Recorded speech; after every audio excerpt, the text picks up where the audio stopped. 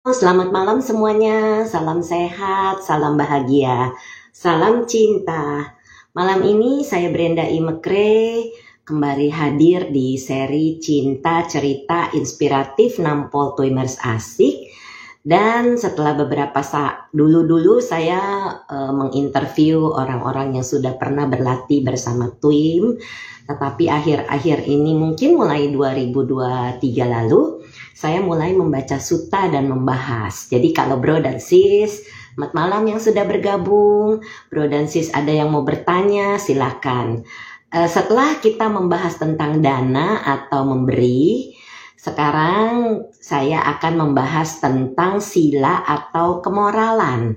Nah, ini dua hal ini menjadi sangat penting sebagai pondasi dari meditasi yang baik. Jadi kalau kita sudah banyak memberi, kemudian kita juga menjaga kemoralan kita, maka hasil meditasi itu akan baik dan gangguan-gangguan itu minimalis sekali akan datang.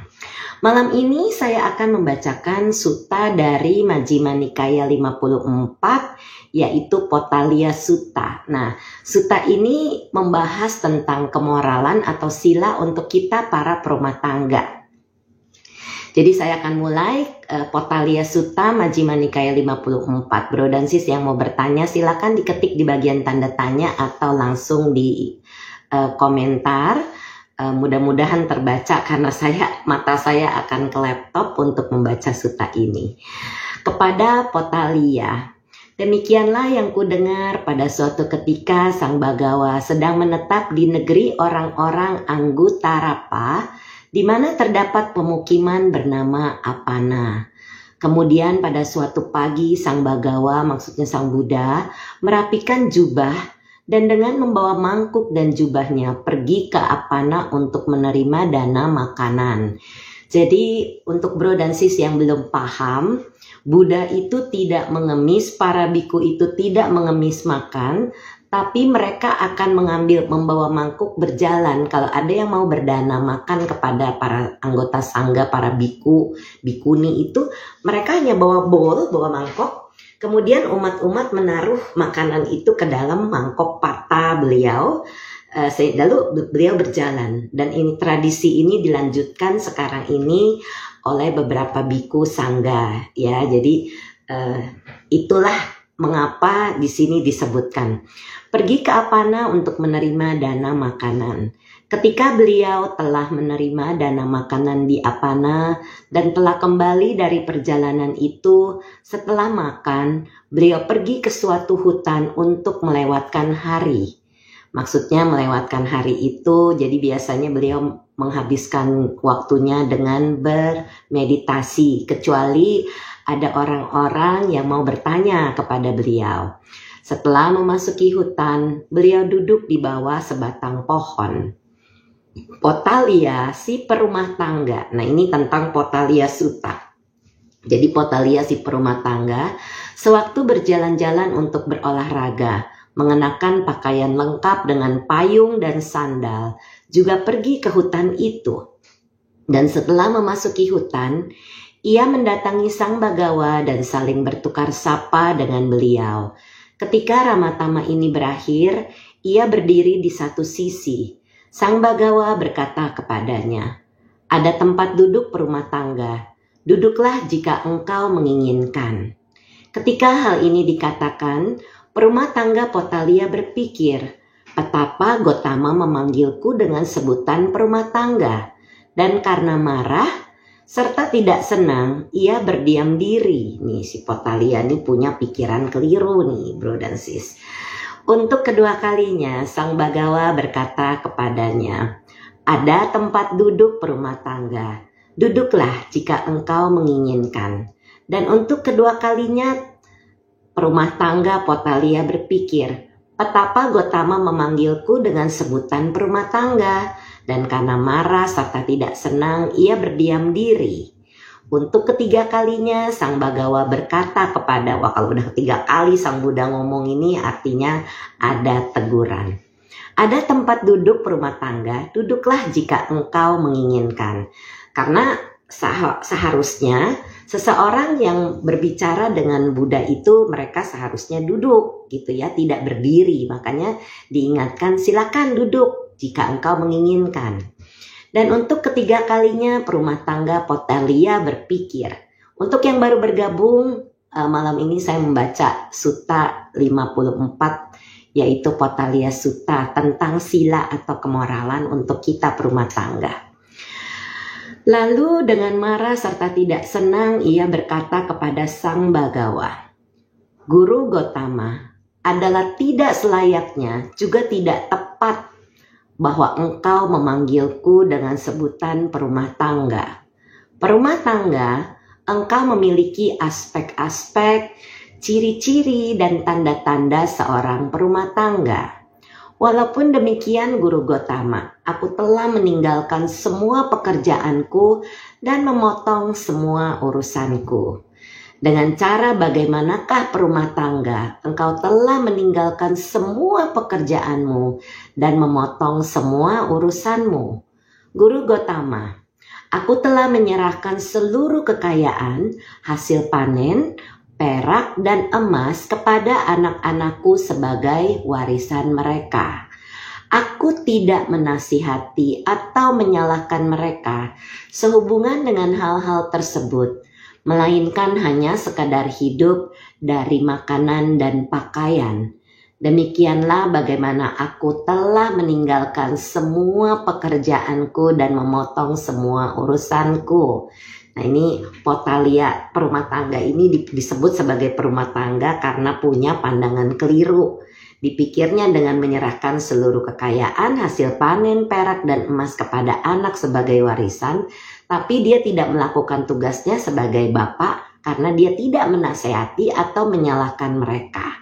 Jadi memang hidupnya sederhana tetapi bukan itu sebenarnya. Kita lanjutkan. Perumah tangga, memotong urusan seperti yang engkau gambarkan adalah satu hal. Tetapi dalam disiplin yang mulia, memotong urusan adalah berbeda.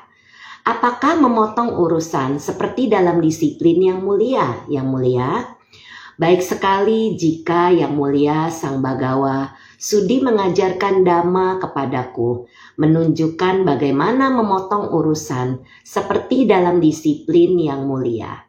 Maka dengarkanlah perumah tangga dan perhatikanlah pada apa yang akan kukatakan.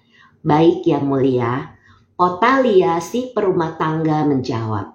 Lalu Sang Bagawa berkata demikian. Selamat malam yang baru bergabung. Perumah tangga, terdapat 8 hal ini dalam disiplin yang mulia yang menuntun menuju terpotongnya urusan-urusan.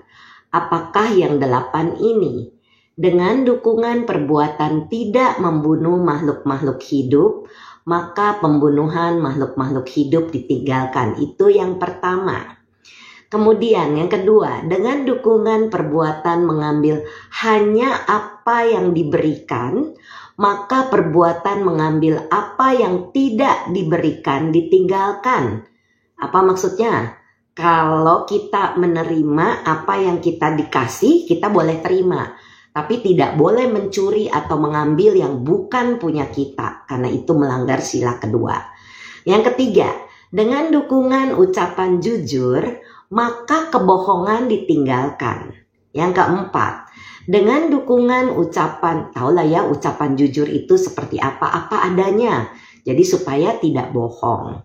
Yang keempat, dengan dukungan ucapan tidak memfitnah, maka ucapan fitnah ditinggalkan. Yang kelima, dengan dukungan tanpa merampas dan tanpa keserakahan, maka merampas dan keserakahan ditinggalkan. Nah, ini sebabnya kenapa tidak boleh merampas, karena merampas juga termasuk pelanggaran sila kedua.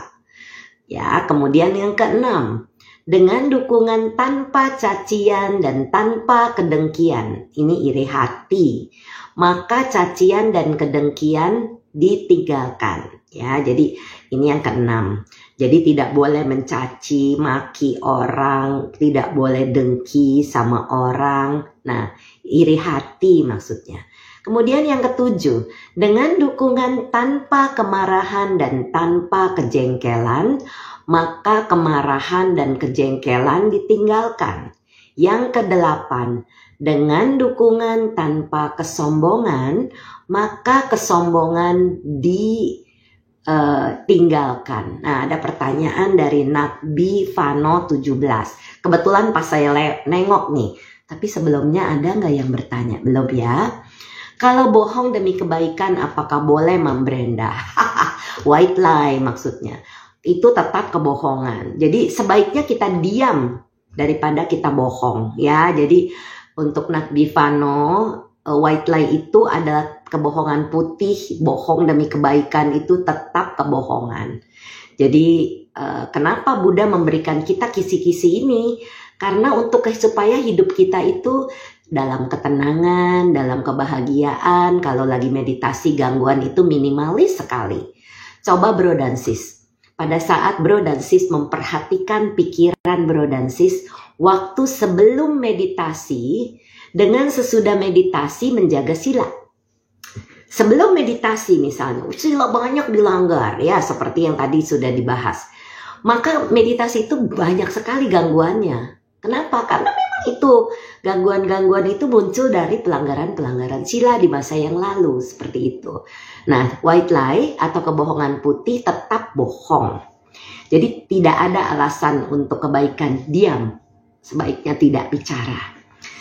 Ini adalah 8 hal yang disebutkan secara ringkas tanpa dijelaskan secara terperinci yang menuntun menuju terpotongnya urusan-urusan dalam disiplin yang mulia.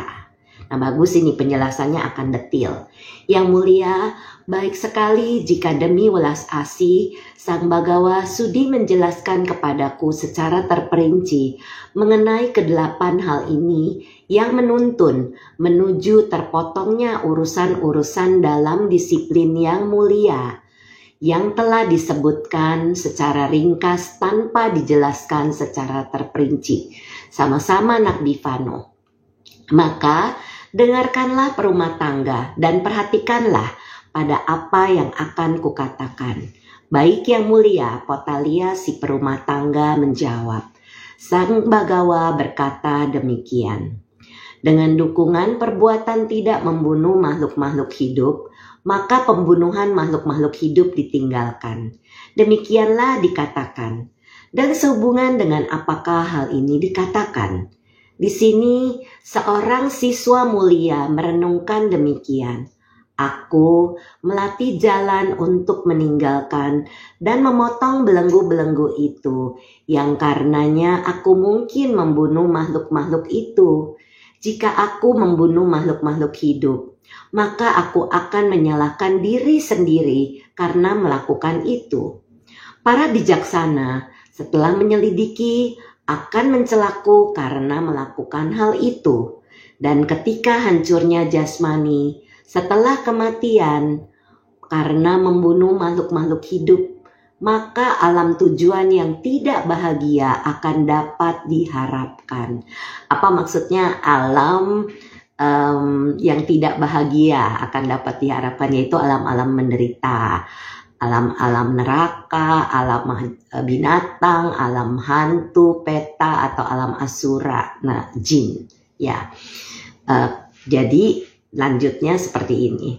Tetapi perbuatan membunuh makhluk-makhluk itu sendiri adalah belenggu dan rintangan. Nah ini menjadi gangguan nanti di dalam meditasi kalau banyak membunuh, gelisah gitu. Dan sementara noda-noda, kekesalan, dan demam dapat muncul melalui perbuatan membunuh makhluk-makhluk hidup. Ini unik.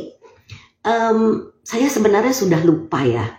Kalau seandainya kita membunuh, maka bisa demam saking gemetaran gitu. Karena mungkin membunuh sesuatu yang agak besar yang bisa menyebabkan penyesalan mungkin. Atau tepok nyamuk juga bisa. Itu bisa demam loh ternyata. Dan ini di sini disebutkan. Saya lanjutkan. Tetapi perbuatan membunuh makhluk-makhluk itu sendiri adalah belenggu dan rintangan. Dan sementara noda-noda, kekesalan dan demam dapat muncul melalui perbuatan membunuh makhluk-makhluk hidup, sebaliknya tidak ada noda-noda, kekesalan dan demam bagi seseorang yang menghindari perbuatan membunuh makhluk-makhluk hidup. Demikianlah sehubungan dengan hal ini maka dikatakan, dengan dukungan perbuatan tidak membunuh makhluk-makhluk hidup, maka pembunuhan makhluk-makhluk itu hidup ditinggalkan. Pada dasarnya semua makhluk itu mau panjang umur, termasuk semut, termasuk binatang-binatang gitu ya, ayam, kemudian ikan gitu. Nah, mereka ini takut kalau dibunuh atau dicelakai. Sama aja seperti kita manusia, kalau ada orang atau sesuatu binatang misalnya mau membunuh kita, pasti ketakutan juga. Seperti itulah ketakutan yang dialami oleh ayam. Misalnya dia udah tahu nih, kalau kakinya diangkat, kan kalau orang pegang ayam itu kakinya dulu ya, kaki diangkat, kemudian nanti digorok gitu. Wah, itu zaman dulu kalau saya melihat almarhum papa waktu zaman dulu kan kalau mau makan ayam mesti potong ayam sendiri ya. Jadi saya suka ngeri melihat ayam bergeleparan begitu pada saat sudah dipotong lehernya. Kemudian darahnya dikumpulin dan dimakan. Kalau sudah darah itu akan mengeras dan dimasak menjadi darah ayam. Dulu sih kita nggak ngerti, jadi ya masih makan yang begitu. Tapi setelah mengerti bahwa udah tidak boleh lagi membunuh, jangan sampai membunuh, maka kami tidak lagi melakukan pembunuhan di rumah kami, kan termasuk apapun, binatang apapun, biarpun di rumah juga mungkin ada cecak gitu ya, atau ada tikus, atau nyamuk, atau kecoa, atau apa, kami tidak bunuh, tetapi mengkondisikan lebih bersih. Contoh misalnya nyamuk itu kita sebagai perumah tangga kita bisa menghalangi nyamuk itu tidak masuk ke dalam rumah. Gimana caranya? Pasang, kalau saya di rumah kami itu ada 2 pintu, satu pintu yang depan, ada pintu screen door-nya yang ada kawat nyamuk, yang satu lagi di samping menuju ke garasi. Nah, setiap pagi mami saya itu bakar obat nyamuk. Itu tidak membunuh nyamuk, tapi nyamuk tidak suka dengan asap, jadi pada saat obat nyamuk itu dipasang, nyamuk-nyamuk itu tidak mendekat. Kenapa saya tahu itu tidak membunuh? Karena kalau itu membunuh, obat nyamuk itu membunuh, maka pasti akan banyak bangkai-bangkai nyamuk di seputar situ. Tetapi tidak ada. Ya, jadi itu sebabnya kenapa setiap pagi mami saya itu bakar obat nyamuk, sehingga pada saat orang keluar masuk pintu, itu tidak nyamuknya nggak ikut masuk. Jadi kalau nyamuk nggak ikut masuk ke dalam rumah kan aman ya. Nah seperti itu, sebegitunya kita menjaga supaya kita tidak membunuh, seperti itu. Karena sudah mengerti akibat dari membunuh. Nah jadi sekalian deh saya cerita tentang nanti, tapi kita mau teruskan dulu, lanjutkan dulu pembacaan Sutta 54 Majjhima Nikaya Potthalya Sutta. Jadi yang pertama adalah tentang pembunuhan, termasuk binatang-binatang dan lain-lain, maupun makhluk-makhluk hidup apapun. Ada pertanyaan dari Suka Parahita, gimana kalau semprot baygon di ruangan sis, kita nggak tahu apakah nyamuk itu kena atau tidak, apakah termasuk membunuh? Kenapa sih mesti pakai, saya nggak sebut lah ya mereknya, nanti saya di boykot.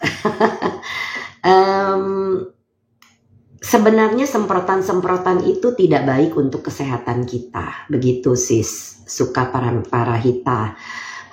Karena kalau kita menyemprot itu ada substansi di dalam semprotan, obat-obat semprotan itu yang bisa harm, melukai diri kita. Kan kita kehirup ya, kehirup dari semprotan-semprotan itu. Jadi kalau kita di rumah itu tidak lagi menggunakan semprotan, tetapi lebih ke obat nyamuk yang dibakar. Kalau seandainya disemprot itu, memang kita tidak tahu nyamuk itu mati, tapi apa tujuannya nyemprot? Ya kan? Tujuannya apa? Tergantung tujuan, tergantung tekad niat kita. Apa artinya menyemprot dengan semprotan-semprotan serangga itu? Ya, jadi harus waspada. Ya, kalau saya boleh saran ya pakailah obat nyamuk yang dibakar itu. Saya tidak juga sebutkan mereknya karena saya tidak di-endorse. Jadi pasang itu di luar pintu supaya pada saat kita buka tutup pintu screen door, pintu apa yang ada kawat nyamuk, itu nyamuk nggak ikut masuk, lalat nggak ikut masuk. Kalau sudah masuk ya bawa keluar, usir keluar. Misalnya ada kecoa juga di rumah sama suami saya, dibawa keluar. Dia tangkep gitu, dibawa keluar. Jadi dikeluarin keluar rumah supaya dia tidak merajalela kecoa-kecoa. Kalau cicak ya susah lah ya, namanya gimana caranya kita mau mengusir mereka. Yang penting di meja makan itu ditutup-tutupin makanannya supaya kita tidak terkena ludah dari cicak itu. Dan ternyata cicak itu makannya juga nyamuk. Jadi ya kita mutualisme, simbiosis. Saya juga tidak tahu apakah cicak itu nyamuk-nyamuk di rumah tidak ada karena dimakan cicak, atau memang mungkin kemungkinan besar itu karena di rumah itu dipasang obat nyamuk bakar. Ya, seperti itu. Oke, saya lanjut tentang mengambil yang tidak diberikan. Dengan dukungan perbuatan mengambil hanya apa yang diberikan, maka perbuatan mengambil apa yang tidak diberikan ditinggalkan. Jadi kalau kita tidak dikasih, kita nggak boleh ngambil. Begitu bro dan sis. Jadi kemanapun, misalnya dimanapun, bahkan sepotong tisu pun, kalau misalnya kita ada, kalau saya kan sering naik mobil online, saya tidak sebutlah apa gitu. Kemudian saya butuh tisu dan di tas saya lagi waktu itu tidak ada tisu, tapi drivernya mempersiapkan ada tisu. Saya tanya, Pak, saya lagi nggak bawa tisu, saya butuh tisu, boleh nggak saya minta satu? Bapaknya izinin, saya ambil. Tapi kalau bapaknya nggak izinin, pasti saya tidak akan ambil. Seperti itu. Bahkan barang-barang yang ada di kamar mami saya, walaupun mungkin barang itu saya yang pernah kasih atau saya pernah beli, atau uang barangnya dibeli dengan uang dari saya. Tapi kalau udah itu ada di kamar mami saya mau pakai tisu pun saya minta. Apapun yang ada di kamar mami saya, kalau saya perlu saya minta. Bahkan mami saya itu punya banyak uang kecil, suka tukerin karena suka kalau ada orang kirim barang gitu, kita kasih tip 5.000 gitu. Jadi ada uang-uang kecil, itu pun kalau saya perlu saya tukar. Jadi saya tidak mau main ambil karena itu sudah punya mami saya. Kalau saya ambil itu ya terkena pelanggaran sila ini, mengambil yang tidak diberikan. Ya, jadi itu kita harus waspada. Demikianlah dikatakan, dan sehubungan dengan apakah hal ini dikatakan. Di sini seorang siswa mulia merenungkan demikian. Aku melatih jalan untuk meninggalkan dan memotong belenggu-belenggu itu yang karenanya aku mungkin mengambil apa yang tidak diberikan.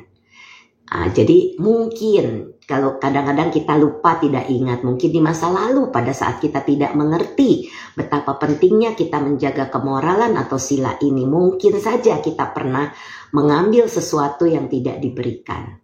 Jika aku mengambil apa yang tidak diberikan itu, maka aku akan menyalahkan diri sendiri karena melakukan itu. Para bijaksana setelah menyelidiki akan mencelaku karena melakukan hal itu. Dan ketika hancurnya jasmani setelah kematian karena mengambil apa yang tidak diberikan, maka alam tujuan yang tidak bahagia akan dapat diharapkan. Jadi ini mengambil yang tidak diberikan bisa masuk ke alam-alam menderita. Memang betul banget. Ini kalau saya ketemu klien, misalnya mereka itu melanggar sila-sila di masa lalu, saya bertanya alam berikutnya alam apa? Nanti mereka cerita, oh alamnya sedih gitu ya.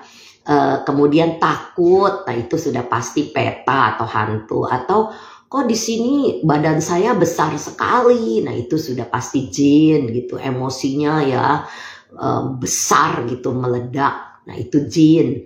Kemudian ada yang binatang, ya kalau udah binatang ya bentuk badannya ya seperti binatang misalnya, atau masuk neraka. Ya jadi memang benar itu, jadi melanggar sila itu sudah dijelaskan di sini. Masuk ke alam tujuan yang tidak bahagia akan dapat diharapkan. Tetapi perbuatan mengambil apa yang tidak diberikan itu sendiri adalah belenggu dan rintangan. Nah ini, jadi kalau kita misalnya di masa lalu banyak mencuri atau mengambil yang tidak diberikan, waktu kita meditasi, gangguan-gangguan itu akan muncul mengganggu kita. Sementara noda-noda, kekesalan, dan demam dapat muncul melalui perbuatan mengambil apa yang tidak diberikan. Sebaliknya, tidak ada noda-noda, kekesalan, dan demam bagi seseorang yang menghindari perbuatan mengambil apa yang tidak diberikan. Demikianlah sehubungan dengan hal ini, maka dikatakan, dengan dukungan perbuatan tidak mengambil apa yang tidak diberikan, maka mengambil apa yang tidak diberikan ditinggalkan. Nah, bro dan sis yang baru bergabung, misalnya mau bertanya atau mau kasih komentar, boleh ditulis di bagian tanda tanya. Atau kalau saya, karena kalau diketik di komentar, kadang-kadang bisa miss pertanyaannya. Oke, belum ada pertanyaan, saya akan lanjut. Jadi yang tadi sudah kita bahas, tidak membunuh. Yang kedua, tidak mengambil sesuatu yang tidak diberikan. Lalu yang berikutnya, dengan dukungan ucapan jujur, maka kebohongan ditinggalkan. Demikianlah dikatakan. Nah ini yang tadi ada yang bertanya tadi ya. Nah ini tentang ucapan jujur. Dan sehubungan dengan apakah hal ini dikatakan? Di sini seorang siswa mulia merenungkan demikian. Aku melatih jalan untuk meninggalkan dan memotong belenggu-belenggu itu yang karenanya aku mungkin melakukan kebohongan itu. Jika aku melakukan kebohongan, maka aku akan menyalahkan diriku sendiri karena melakukan itu. Para bijaksana setelah menyelidiki akan mencelaku karena melakukan hal itu. Dan ketika hancurnya jasmani setelah kematian karena melakukan kebohongan, maka alam tujuan yang tidak bahagia akan dapat diharapkan. Kalau kita pernah melihat gambar-gambar, bukan menakut-nakuti ya bro dan sis, kalau masuk neraka, ada neraka yang orang tuh lidahnya ditarik, dipotong. Nah itu katanya bisa seperti itu. Jadi kalau mengatakan hal-hal yang tidak baik, yang kasar, memecah belah, bohong, itu bisa masuk neraka seperti itu. Bukan menakut-nakuti, tapi ini ada cerita dan ini sutanya ya. Walaupun tidak spesifik di alam mana, karena tergantung perbuatan orang itu sendiri semasa hidupnya. Begitu. Jika aku melakukan kebohongan, maka aku akan menyalahkan diri sendiri karena melakukan itu. Para bijaksana setelah menyelidiki akan mencelaku karena melakukan hal itu. Dan ketika hancurnya jasmani setelah kematian karena melakukan kebohongan, maka alam tujuan yang tidak bahagia akan dapat diharapkan. Jelas banget ini.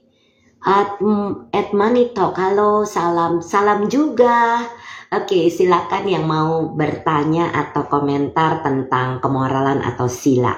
Saya akan jawab semampu saya. Tetapi perbuatan melakukan kebohongan itu sendiri adalah belenggu dan rintangan. Nah, kalau kita nih banyak bohong misalnya, nanti di meditasi itu banyak gangguan yang muncul. Nah, inilah yang dimaksud, belenggu dan rintangan. Dan sementara noda-noda, kekesalan, dan demam dapat muncul melalui perbuatan, melalui kebohongan. Sebaliknya, tidak ada noda-noda, kekesalan, dan demam bagi seseorang yang menghindari perbuatan melalui melakukan kebohongan. Demikianlah sehubungan dengan hal ini, maka dikatakan, dengan dukungan perbuatan tidak melakukan kebohongan, maka melakukan kebohongan ditinggalkan. Oke, saya akan menjawab. Suka parahita, ini kembali ke yang kedua ya sis, boleh. Saya selalu bilang ke orang rumah, barang apapun yang milikku, orang rumah boleh ambil atau pakai, supaya mereka bisa gunakan tanpa harus izin ke saya. Apakah boleh? Boleh banget sis, dan itu adalah sesuatu yang baik. Biasanya itu juga yang saya beritahu kepada keluarga. Ya, jadi kalau sudah diizinkan, kalau sis sudah izinkan, ini pokoknya yang ada di rumah sini mau dipakai silakan, itu tidak apa-apa ya. Jadi seperti justru bagus supaya anggota keluarga sis itu tidak melanggar sila ya, karena kalau mereka tidak mengerti, mereka main ambil, itu bisa terkondisi melanggar sila seperti itu ya. Bagus pertanyaannya, silakan kalau ada lagi yang mau bertanya atau komentar. Yang berikutnya, dengan dukungan ucapan tidak memfitnah, maka ucapan fitnah ditinggalkan. Tahu ya, fitnah itu ya kita tidak melakukan tapi dituduh misalnya melakukan, yaitu ada hubungan dengan karma. Ini makanya kita tidak boleh memfitnah, maka ucapan fitnah ditinggalkan. Demikianlah dikatakan. Dan sehubungan dengan apakah hal ini dikatakan? Di sini seorang siswa mulia merenungkan demikian. Aku melatih jalan untuk meninggalkan dan memotong belenggu-belenggu itu, yang karenanya aku mungkin mengucap fitnah itu. Jika aku mengucap fitnah, maka aku akan menyalahkan diri sendiri karena melakukan hal itu. Para bijaksana setelah menyelidiki akan mencelaku karena melakukan hal itu. Dan ketika hancurnya jasmani setelah kematian karena mengucap fitnah, maka alam tujuan yang tidak bahagia akan dapat diharapkan. Sama nih, kalau suka memfitnah maka bisa masuk ke alam-alam menderita. Saya bahas di orang yang bertanya. Maaf sis Brenda, bagaimana jika kita digigit nyamuk refleks? Semoga tidak refleks lagi ya sis, karena misalnya digigit nyamuk ya kita usap aja, jangan ditepok gitu. Itu yang saya lakukan ya, pasti kita masih terkondisi ya digigit nyamuk. Diusap aja yang tempat gatelnya gitu, jadi jangan ditepok ya. Itu ya sis Nancy Ira. Kemudian sis Weni share. Apa berarti karma buruk mencuri saya sudah lunas? Waduh, waktu kecil saya sering mencuri. Oh, ini pertanyaan dari bawah. Waktu kecil saya sering mencuri uang mami, tapi setelahnya terus ketahuan dan saya dihukum atau dipukul. Apa berarti karma buruk mencuri saya sudah lunas? Tidak. Belum lunas sis, kecuali begini. Misalnya pada saat sis sekarang kan punya uang nih, punya apalah gitu ya. Kemudian sis memberi kepada orang tua, kepada mami, dan bilang, mami saya mau bayar ya semua kesalahan-kesalahan yang pernah saya lakukan kepada mami, disengaja atau tidak disengaja. Jadi bilang dan berikan apa yang bisa kita berikan. Misalnya contohnya, kita tiap bulan mampu memberi sekian jumlah uang kepada orang tua kita. Ya kita bilang mungkin saya pernah mengambil, pernah mencuri. Semoga dengan memberi ini hutang saya menjadi lunas, seperti itu. Itu pun bagus. Jadi tidak dengan pukulan atau omelan karma buruk itu bisa lepas, karena itu hal yang berbeda. Satu, kita mengambil. Ini ya, tadi mengambil yang tidak diberikan. Kemudian yang kedua, kita terkena karma buruk, diomelin. Ini akibat dari perbuatan mengambil itu mengakibatkan kita dimarahi atau dipukul. Ini belum tentu, bukan berarti itu lunas. Jadi ya berikanlah apa yang bisa kita berikan kepada orang tua kita. Misalnya bulanan, walaupun orang tua kita lebih banyak nih uangnya misalnya. Tapi tiap bulan kita mau kasih, ya kita kasih ke orang tua kita. Beliin apa, vitamin, ajak mereka makan. Orang tua tuh seneng loh kalau dikasih perhatian sama anak, diajak makan misalnya, atau diajak jalan-jalan kalau kita bisa ya. Nah jadi seperti itu adalah sesuatu perbuatan-perbuatan baik, dan kita bilang mohon maaf ya mama, papa, kalau misalnya kita melakukan kesalahan di masa lalu. Sis Julia, Sis Brand, suaranya kenapa jadi begitu? Maksudnya gimana jadi begitu? Suara saya ya begini, Sis. Oke, saya lanjutkan ya suta ini. Tetapi mengucap fitnah itu sendiri adalah belenggu dan rintangan. Dan sementara noda-noda, kekesalan, dan demam dapat muncul melalui mengucap fitnah. Sebaliknya tidak ada noda-noda, kekesalan, dan demam bagi seseorang yang menghindari perbuatan mengucap fitnah. Demikianlah sehubungan dengan hal ini, maka dikatakan dengan dukungan perbuatan tidak mengucap fitnah, maka mengucap fitnah ditinggalkan. Nah, jadi inilah yang dimaksud. Jadi jangan kita berucap atau berkata-kata atau di sosmed nih sekarang nih kita fitnah atau hoax gitu ya, nulis sesuatu yang tidak benar, itu pun terkondisi dalam perbuatan itu berucap fitnah, walaupun tidak diucapkan secara kata-kata, tetapi lewat jari-jari pun kita ketik, kita masukkan ke dalam sosmed, itu sudah misalnya mengucap tidak baik, itu termasuk seperti itu. Sama-sama Sis Weni. Jadi ya harus berhati-hati dengan apa yang kita ucapkan, pikirkan, dan perbuatan.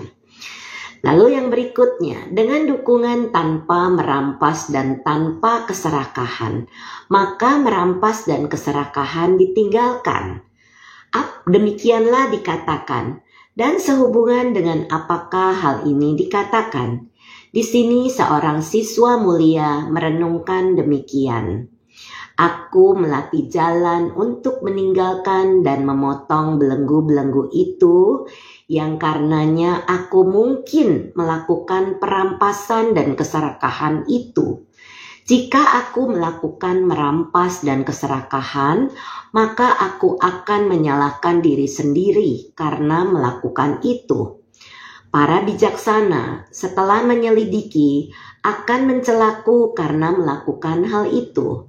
Dan ketika hancurnya jasmani setelah kematian karena melakukan merampas dan keserakahan, maka alam tujuan yang tidak bahagia akan dapat diharapkan. Nah, jadi kita kalau misalnya merampas atau serakah itu termasuk pelanggaran sila nih. Ini akan masuk ke dalam alam menderita. Selamat malam juga Sis Yang, Mak Yang. Oke, setelah kematian, ini sudah ya, masuk ke alam tujuan yang tidak bahagia dapat diharapkan. Tetapi perbuatan melakukan merampas dan keserakahan itu sendiri adalah belenggu dan rintangan. Jadi ini yang bisa menjadi gangguan di dalam meditasi kita nih bro dan sis. Dan sementara noda-noda, kekesalan, dan demam dapat muncul melalui perbuatan-perbuatan melakukan merampas dan keserakahan. Sebaliknya tidak ada noda-noda kekesalan dan demam bagi seseorang yang menghindari perbuatan melakukan merampas dan keserakahan. Demikianlah sehubungan dengan hal ini, maka dikatakan dengan dukungan perbuatan tidak melakukan merampas dan keserakahan, maka melakukan perampasan dan keserakahan ditinggalkan. Jadi ini sebabnya kenapa kita harus meninggalkan hal-hal yang tidak baik itu, supaya tidak menjadi gangguan dalam hidup, walaupun menjadi gangguan di dalam meditasi, seperti itu. Yang berikutnya, dengan dukungan tanpa cacian dan tanpa kedengkian atau iri hati, maka cacian dan kedengkian ditinggalkan. Demikianlah dikatakan. Dan sehubungan dengan apakah hal ini dikatakan? Di sini seorang siswa mulia merenungkan sebagai berikut. Aku melatih jalan untuk meninggalkan dan memotong belenggu-belenggu itu. Nah ini nih, jadi kalau kita tidak mencaci, tidak mendengki, maka kita di sini mulai memotong belenggu-belenggu itu, yang karenanya aku mungkin melakukan cacian dan kedengkian itu. Jika aku melakukan cacian dan kedengkian, maka aku akan menyalahkan diri sendiri karena melakukan itu. Para bijaksana setelah menyelidiki akan mencelaku karena melakukan hal itu. Dan ketika hancurnya jasmani setelah kematian karena melakukan cacian dan kedengkian, maka alam tujuan yang tidak bahagia akan dapat diharapkan. Ini mencaci, mendengki pun masuk ke alam-alam menderita nih bro dan sis. Sudah dikasih tahu nih sama Buddha.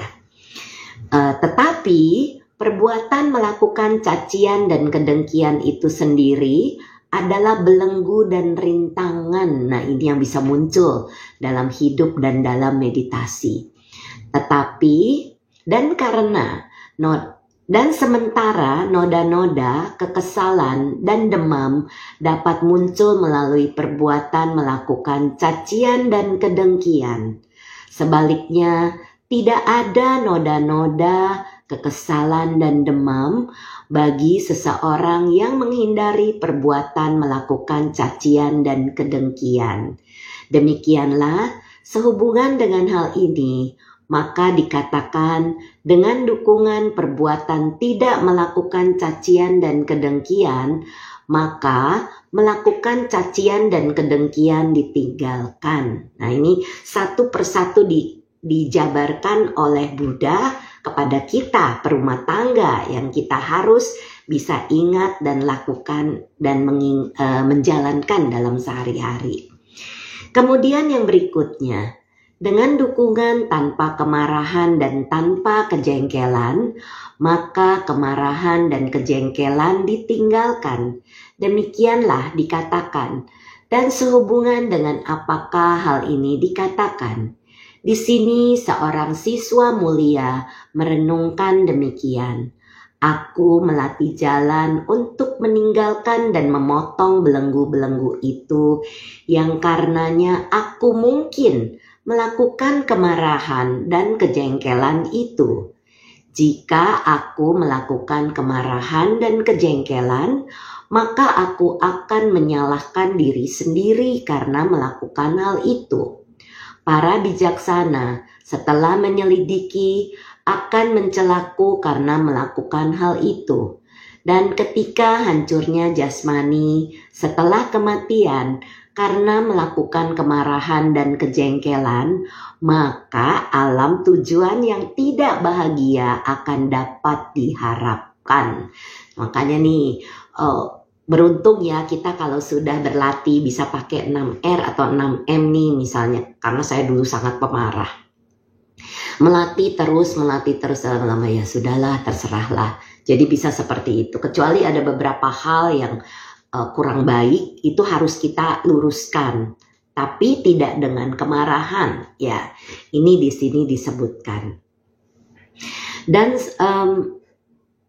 tetapi perbuatan melakukan kemarahan dan kejengkelan itu sendiri adalah belenggu dan rintangan. Nah, ini yang bisa terjadi dalam kehidupan sehari-hari dan juga sewaktu bermeditasi.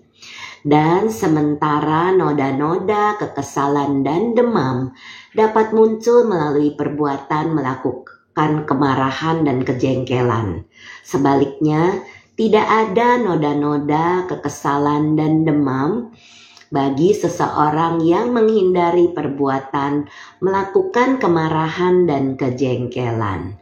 Demikianlah sehubungan dengan hal ini, maka dikatakan dengan dukungan perbuatan tidak melakukan kemarahan dan kejengkelan, maka melakukan kemarahan dan kejengkelan ditinggalkan. Nah, itu sudah disebutkan dengan detail. Yang berikutnya, dengan dukungan tanpa kesombongan, maka kesombongan ditinggalkan. Demikianlah dikatakan. Dan sehubungan dengan apakah hal ini dikatakan? Di sini seorang siswa mulia merenung demikian. Aku melatih jalan untuk meninggalkan dan memotong belenggu-belenggu itu yang karenanya aku mungkin menjadi sombong. Mungkin. Nah, ini kita waspada nih bila kita mulai terlihat merasakan sendiri bila ada kesombongan. Jika aku menjadi sombong, maka aku akan menyalahkan diri sendiri karena melakukan itu para bijaksana setelah menyelidiki akan mencelaku karena melakukan hal itu. Dan ketika hancurnya jasmani, hati-hati kalau sombong, maka setelah kematian, maka alam tujuan yang tidak bahagia akan dapat diharapkan. Tetapi kesombongan itu sendiri adalah belenggu dan rintangan. Dan sementara noda-noda kekesalan dan demam dapat muncul melalui kesombongan. Sebaliknya, tidak ada noda-noda, kekesalan, dan demam bagi seseorang yang menghindari kesombongan. Demikianlah sehubungan dengan hal ini, maka dikatakan dengan dukungan tanpa kesombongan, maka kesombongan ditinggalkan. Sudah ada 8. Nah, saya akan bahas ini dulu. Ada pertanyaan. Suka parahita. Saya pernah membunuh nyamuk antara mau dan tidak.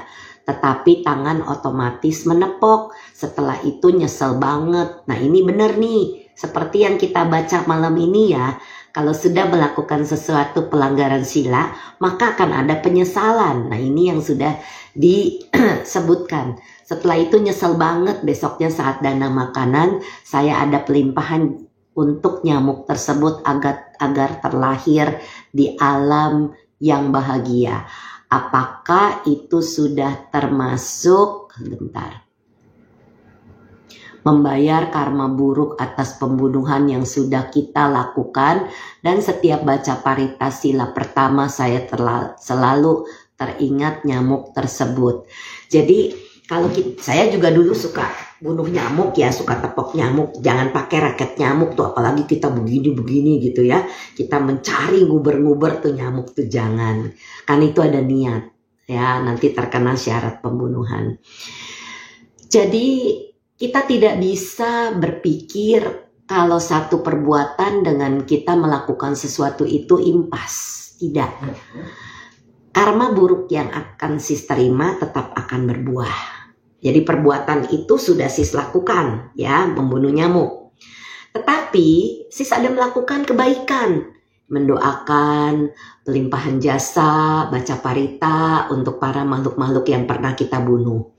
Itu adalah sesuatu perbuatan baik. Contoh, akibat membunuh itu kan ada, mungkin sudah pernah dengar, tapi nanti mungkin di seri cinta yang tanggal 18 mungkin atau 25 saya akan sebutkan akibat dari pelanggaran-pelanggaran sila itu ya. Jadi makanya kenapa pentingnya kita itu supaya bisa menjaga. Lalu yang kedua, kadang saat PMS suka susah mengontrol diri sendiri dari kesal dan marah. Habis marah biasanya menyesal. Itu gimana sis? Nah, sebelum kita marah, kita cuma tahu nih ada kemarahan, lepas. Jangan diikuti, rilekskan ketegangan di kepala. Lalu kita tersenyum. Ah udahlah, ini sudah terjadi. Semoga saya bertekad mulai sekarang saya tidak lagi melakukan itu. Ya, jadi bisa begitu. Supaya tidak marah dan menyesal belakangan. Karena marah ini tadi udah disebut ya, bisa masuk ke alam menderita. Nah, dari Bro Henry ini bagus. Jika ada penyesalan sebaiknya meditasi pemaafan ya Mami Brenda. Betul banget Bro Henry Chen yang udah ngerti TWIM.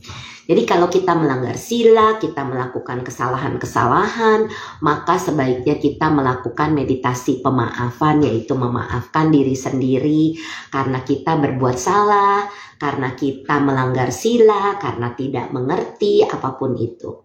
Ada panduan meditasi pemaafan di YouTube saya, Brenda Imekre, silakan dicari, duduk aja, dengarkan, dan lakukan. Jadi itu sebetulnya pekerjaan kelihatannya mudah, tapi itu sulit karena kita bersama dengan diri kita sendiri memaafkan hal-hal yang pernah kita lakukan keliru. Seperti itu, benar. Jadi lakukan meditasi pemaafan.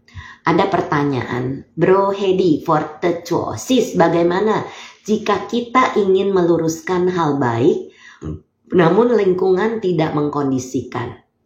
Apakah kita tetap berusaha menerapkan walau berbeda atau kita hanya menerapkan untuk diri kita sendiri saja?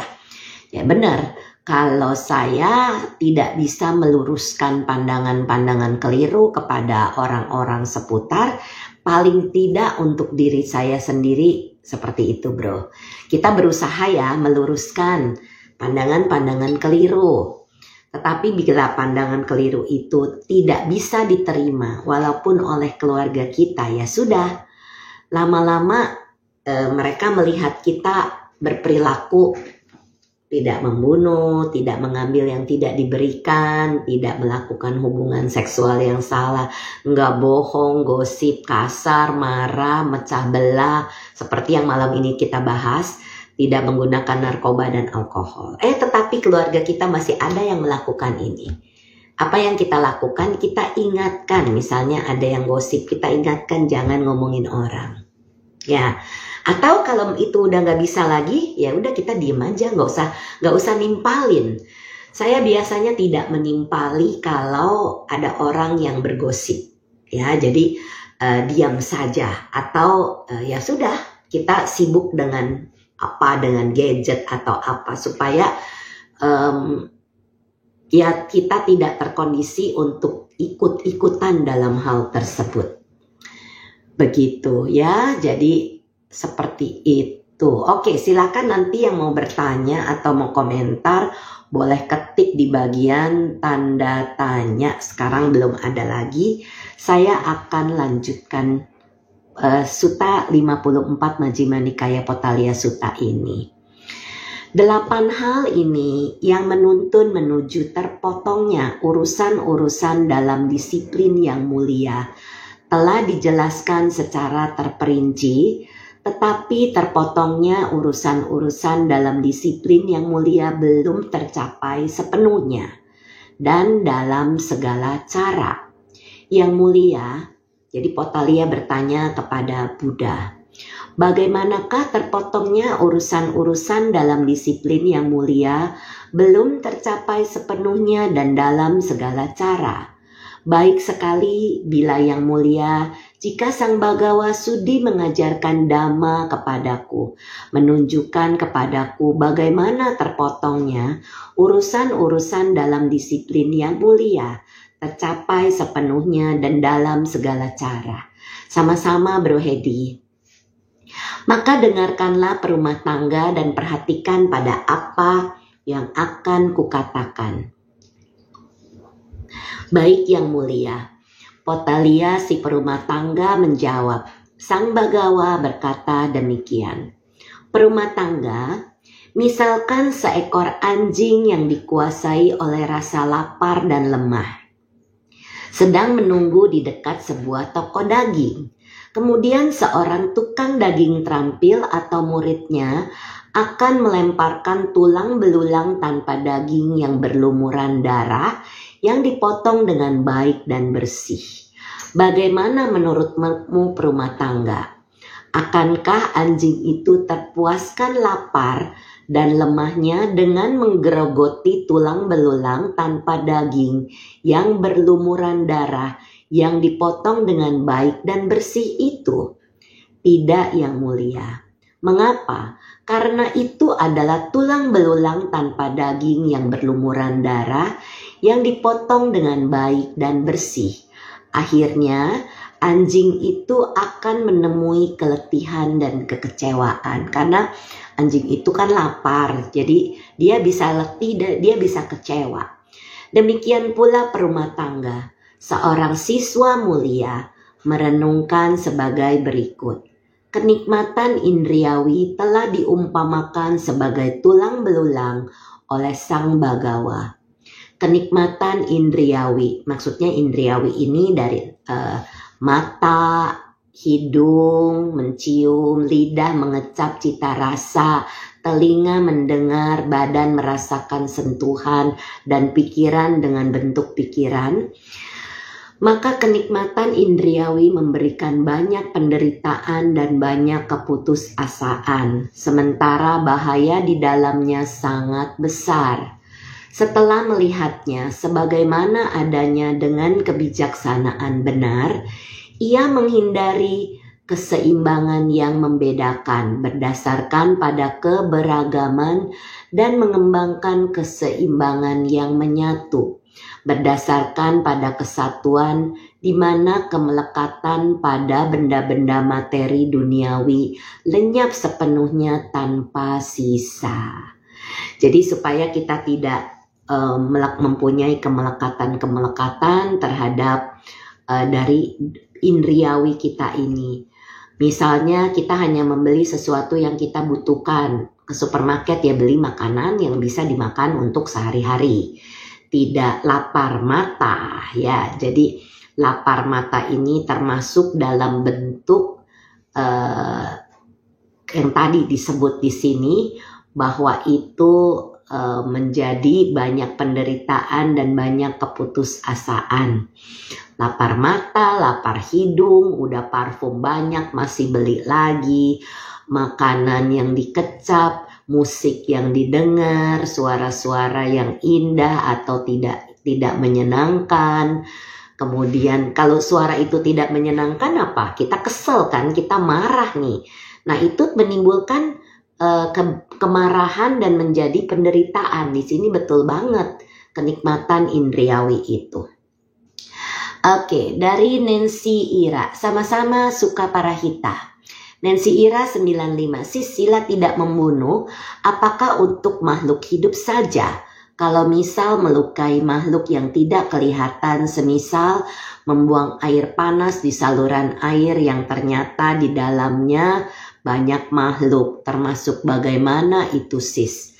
Ya, jadi apa yang kita lakukan? Kita ini, kita tahu nggak misalnya di dalam saluran air, contoh ya di tempat cuci piring, itu tempat cuci piring itu biasanya tidak ada kecoa, kecuali di kamar mandi. Itu kecoa demennya keluar tuh di kamar mandi itu rata-rata. Ya jangan disiram air panas kalau kita tahu di situ ada kecoa hidup ya. Tapi kalau tempat cuci piring, di situ biasanya tidak ada binatang setahu saya, karena di rumah saya tempat cuci piring itu tidak ada semut di sink ya, tidak ada kecoa, tidak ada apa binatang. Nah itu kita ya namanya kita habis masak, kita buang ke situ atau tunggu sampai dingin. Kalau kita curiga di situ ada makhluk-makhluk, tunggu sampai itu dingin baru kita buang. Ya, jadi misalnya supaya kita tidak mengkondisikan, membunuh atau menyakiti makhluk-makhluk hidup yang ada di sana. Jadi jangan udah tahu di situ ada semut lewat, disebor pakai air panas, disiram gitu ya. Itu sama aja, itu artinya membunuh. Jadi ya either way, lihat apakah di sink itu ada binatang atau tidak. Kalau tidak ada binatang ya nggak apa-apa. Tapi kalau ada binatang di sana, tunggu sampai air panasnya udah dingin, baru nanti dibuang ke dalam selokan atau ke dalam tempat sink itu. Oke, jadi di sini sudah disebutkan sementara bahaya di dalamnya sangat besar. Setelah oh iya ini dia. Jadi di sini di mana kemelekatan pada benda-benda materi duniawi lenyap sepenuhnya tanpa sisa. Masih panjang sutanya. Jadi nanti akan saya lanjutkan di seri cinta berikutnya karena sekarang sudah jam 8 malam. Jadi Majjhima Nikaya 54 Potthalya Sutta ini saya sudahi dulu malam ini. Semoga bermanfaat bagi yang mendengar secara langsung maupun yang nanti mendengarkan rekamannya. Saya mohon maaf apabila ada kata-kata, pikiran, dan perbuatan yang saya ucapkan atau pikirkan atau perbuat keliru masa kini maupun di masa-masa lalu. Semoga saya bisa dimaafkan. Mari kita bersama-sama berbagi jasa. Semoga yang menderita bebas dari derita. Semoga yang merasa takut bebas dari rasa takut. Semoga yang berduka menghapus semua dukanya. Dan semoga semua makhluk menemukan kelegaannya. Semoga semua makhluk berbagi jasa yang telah kami peroleh untuk memperoleh semua jenis kebahagiaan.